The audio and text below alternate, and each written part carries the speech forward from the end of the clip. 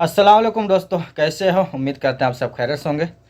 दोस्तों, आज का वीडियो बहुत अच्छी वीडियो मैं आपके साथ शेयर करने वाला हूँ उन लोगों के लिए जो लोग सऊदी अरब जा रहे हैं, वो भी नया वीज़ा पे, और पहली बार जा रहे हैं। उनके लिए नया कानून लागू हो गया है, बहुत अच्छा कानून है जिससे बहुत सारे लोगों की बहुत हेल्प होगी। तो वीडियो को लास्ट तक ज़रूर देखिएगा जानने के लिए, ठीक है। इसके अलावा यूपी में कोरोना की एंट्री हो गई है, एक एंट्री नहीं हुई है, मान लो कोरोना तो पहले से था ही, थोड़े बहुत केसेस आ रहे थे, लेकिन चीन में कोरोना का केस बहुत ज़्यादा बढ़ गया है।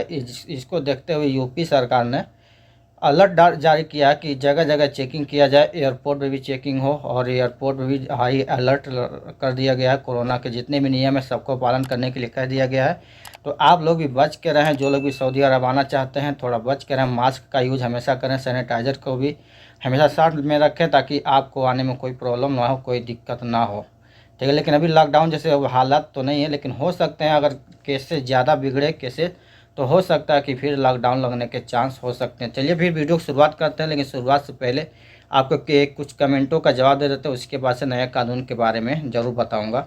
तो मेरे पास जो पहला कमेंट आया है वो आया अरशद खान का। वो बोलते हैं कि अस्सलाम वालेकुम रहमतुल्लाहि व बरकातुहू। वालेकुम सलाम। खैरियत से हैं भाई आप? से सर से जानकारी लेना है। सऊदी खुरूज पेपर पे निहाई लिखा होता है, लेकिन मेरे पेपर पे मफरूज लिखा है। सर मैं सऊदी आ सकता हूँ या नहीं, प्लीज़ सर बताएं प्लीज़।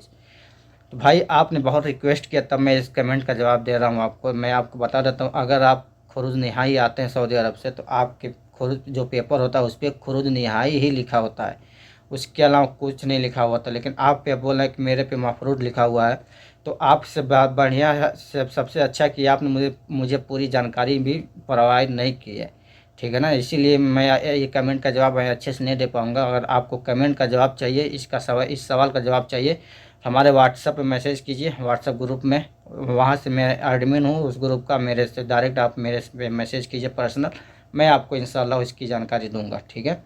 उसके बाद से जो दूसरा कमेंट आया हमारे पास वो आया विशाल पुनमागर का आया हुआ है। बोलते हैं हेलो भाई, भाई साहब मेरा वीज़ा लग गया है। मैं सऊदी से 4 महीने पहले फाइनल एग्जिट आया हूँ, जिसमें कुछ मुश्किल नहीं है होगा ना। मेरे पास एग्जिट पेपर भी नहीं है।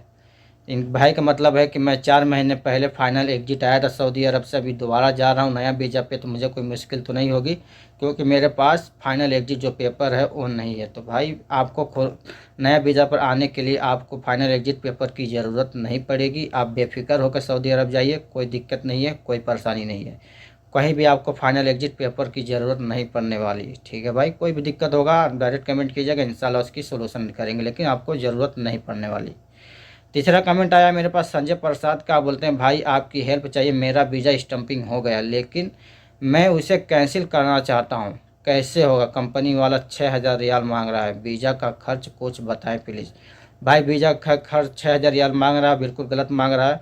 वीज़ा कैंसिल का जो जैसे भी आप वीज़ा कैंसिल करवाएंगे उसके सारे वीज़े का पैसा 24 घंटे के अंदर जो भी उसने खर्चे किए हैं वो सारा सारा उसके अकाउंट में रिटर्न हो जाते हैं। तो ये सारा सर गलत है। आप कैसे सेटिंग के ज़रिए से कैंसिल करवा लीजिए इंडिया से, अच्छा रहेगा। उसमें आपको 6 से 7 हज़ार रुपये या 10 हज़ार रुपये तक ही खर्चा करना पड़ सकता है। तो आप कंपनी से मत कैंसिल करवाइए, आप इस इंडिया से कहीं से सेटिंग वगैरह करके कैंसिल करवा लीजिए, ठीक है भाई। अब आते हैं खबर की तरफ, जो मैं खबर आपको बताने वाला हूँ। जैसा कि आप लोगों को पता है कि जो लोग भी सऊदी अरब आते हैं तो उनको आने के बाद 3 महीने के अंदर अंदर वो ट्रायल पीरियड होता है, तो उस टाइम पे तक आपका इकामा बनाना होता है। तो उस टाइम में अगर कफील आपको पसंद करता है तो वो रखेगा, नहीं पसंद करेगा तो आपको खुरूज भेज देगा, रिटर्न कर देगा इंडिया। और इसी तरह अगर आपको भी कपिल पसंद नहीं है, काम पसंद नहीं, तो इस 3 महीने के अंदर आप भी इंडिया वापस आ सकते हैं।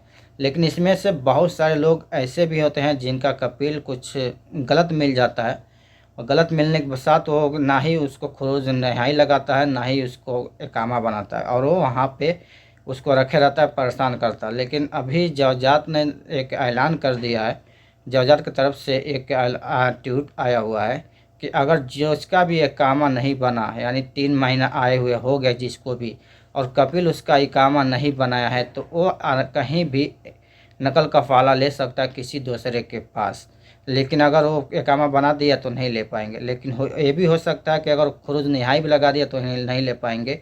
लेकिन अब इस सूरत में बहुत सारे केस ऐसे आते हैं कि आप लोग जो लोग भी नया वीज़ा बजाते हैं, कपिल इकामा नहीं बनाता, 3-3 महीना 6-6 महीना 1-1 साल तक इकामा नहीं बनवाता है और अपने पास काम करता है, परेशान करता है, गलत काम करवाता है, ताकि लोग के पास इकामा नहीं रहता है। तो वो लोग क्या करते हैं भाई, मजबूर होके इकामा नहीं है तो कपिल के पास उसके बाद काम करना पड़ता है किसी भी तरह से। लेकिन अभी नियम चेंज कर दिया जाता है। बहुत अच्छी खबर है ये कि जो लोग भी नया वीज़ा पर जा रहे हैं और 3 महीने के अंदर कपिल उसका इकामा नहीं बनवाता है तो कहीं दूसरे जगह कफ़ाला ले सकते हैं। उसमें आपको कपिल की कोई दखल नहीं होगा, कोई दखल नहीं होगा कपिल को। लेकिन आपको पासपोर्ट अपने साथ रखिए, कपिल को पासपोर्ट बिल्कुल मत दीजिए, क्योंकि कपिल को पासपोर्ट देना भी जो कानून है वो बन चुका है कि कपिल को पासपोर्ट नहीं देना है, चाहे कंपनी हो चाहे कपिल हो, किसी को भी पासपोर्ट नहीं देना है। तो इस सूरत में मान लीजिए पासपोर्ट की ज़रूरत तो पड़ेगी ही आपको जब कफ़ाला होगा, क्योंकि काम आपके पास होगा नहीं। तो पासपोर्ट अपने पास रखना बहुत ज़रूरी है। और ये सारा प्रोसेस जो है कीवा वेबसाइट के थ्रू किया जाएगा, और भी ऑनलाइन पहले उसमें लॉगिन करना पड़ेगा, अकाउंट बनाना पड़ेगा, लॉगिन करना पड़ेगा। वो सब कुछ आप जब नया कपिल के पास जाएंगे वो सारा तरतीब वो कर देगा, उसमें कोई आपको घबराने वाली बात नहीं है, ठीक है ना।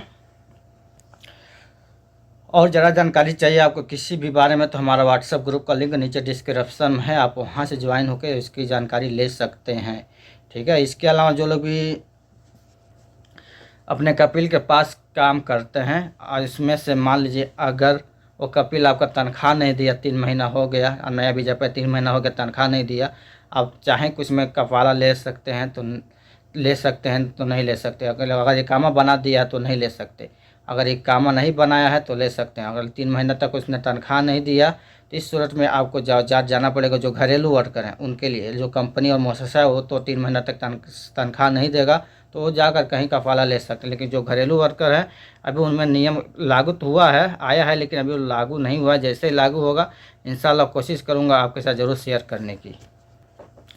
और आपको भी किसी भी सवाल का जवाब वीडियो के थ्रू चाहिए तो आप कमेंट कीजिए कि भाई मेरा ये प्रॉब्लम है, मुझे कमेंट कीजिए। मैं कोशिश करूँगा कि आपकी प्रॉब्लम को मैं वीडियो के थ्रू जवाब दूंगा। तो क्योंकि वीडियो के थ्रू जवाब देने में बहुत आसानी होती है और आसानी से लोग समझ भी जाते हैं, क्योंकि टाइपिंग करने में बहुत दिक्कत भी होती है, टाइम भी ज़्यादा लगता है और आदमी उसमें सही से जवाब नहीं दे पाता है, ठीक है भाई लोग। तो उम्मीद करता हूँ वीडियो ज़रूर पसंद आया होगा, पसंद आया तो लाइक शेयर ज़रूर कीजिएगा। कोई भी दिक्कत हो कमेंट कीजिएगा, हमारे व्हाट्सएप ग्रुप है वहाँ पे आ जाइए, कोई प्रॉब्लम नहीं है। बहुत सारे रास्ते हैं, हमारे रास्ते हैं जो मैं आपके लिए हेल्प करने के लिए खोल रखा हूँ। कहीं से भी हम दूसरे यूट्यूबर की तरह नहीं कि मैं कहीं भी किसी के कमेंट का जवाब ना दूँ चाहे कुछ ना करूँ। मैंने बहुत सारे रास्ते खोल रखे हैं आपको, आपके हेल्प के लिए। जो रास्ता आपको पसंद आए आप आ जाइए हमारे पास, कोई भी परेशानी हो इंशाल्लाह हेल्प करने की ज़रूर कोशिश करेंगे। तो फिर मुझे दीजिए इजाज़त, फिर मिलते हैं, तब तक के लिए दुआ में याद रखिए। अल्लाह हाफिज़।